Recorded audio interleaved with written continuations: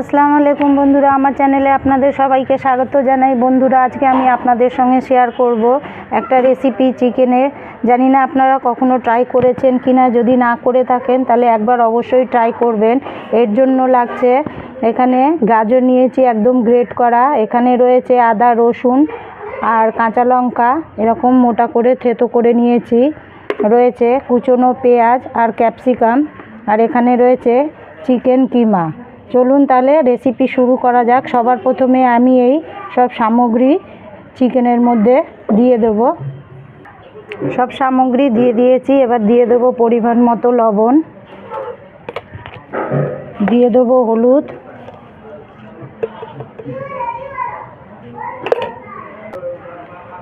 দিয়ে দেব গরম মশলা, আর বাইন্ডিংয়ের জন্য দিয়ে দেব পরিমাণ মতো কর্নফ্লাওয়ার। এখন 2 চামচ মতো দিলাম, যদি প্রয়োজন হয় তাহলে আরও দেব। এবার এগুলো খুব ভালো করে একসাথে মেখে নেব এরম করে। দেখুন আমি সব মিশ্রণ ভালো করে মাখিয়ে নিয়েছি। এবার আমি এটা এরম গোল গোল করে নেব কোপ্তার আকারে।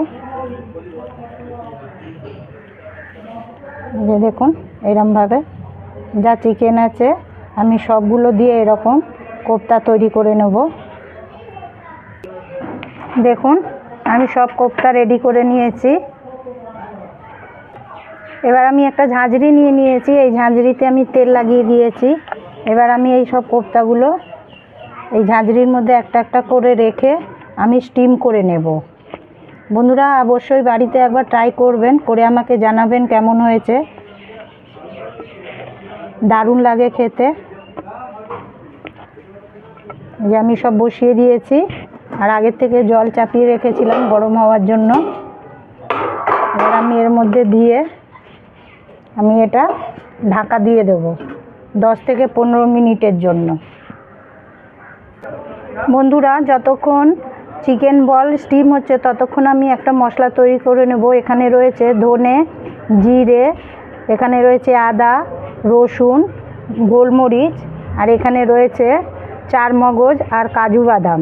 এইগুলো দিয়ে আমি একটা মশলা তৈরি করে নেব। দেখুন বন্ধুরা সব কোপ্তা আমি স্টিম করে নিয়েছি, দেখছেন কত সুন্দর কালার এসছে। এবার আমি কড়া চাপিয়ে দিয়েছি, কড়াই দিয়ে দেব তেল,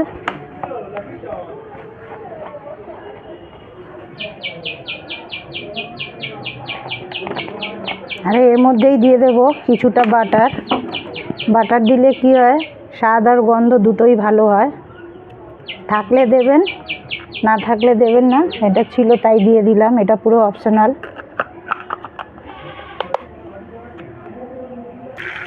বাটার মেল্ট হয়ে গেছে, এবার এর মধ্যেই দিয়ে দেব গরম মশলা। 2-3টে রয়েছে ছোটো এলাচ, দারচিনি আর 2-3টে লবঙ্গ রয়েছে, দিয়ে দিলাম। আর আমি যে মশলা বাটতে নিয়ে গেছিলাম, ওই যে মশলা বাটা হয়ে গেছে আমার। এবার আমি দিয়ে দিচ্ছি পেঁয়াজ বাটা। এখানে 2টো বড় সাইজের পেঁয়াজ ছিল। যা সুন্দর গন্ধ বেরিয়েছে। এবার আমি এটা খুব ভালো করে লাল করে নেব। পেঁয়াজ লাল হয়ে গেছে, এবার এর মধ্যেই দিয়ে দেবো মশলা বেটে রেখেছিলাম, ওই বাটা মশলা। আপনারা দইও দিতে পারেন, আমার কাছে নেই তাই আমি দিলাম না।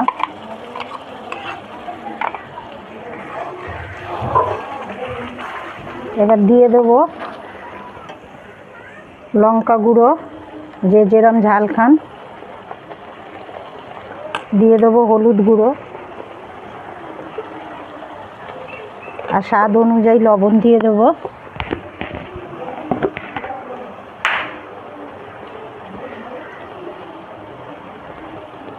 এবার এগুলো একসাথে খুব ভালো করে কষিয়ে নেব। কালার দেখছেন বন্ধুরা কত সুন্দর এসছে।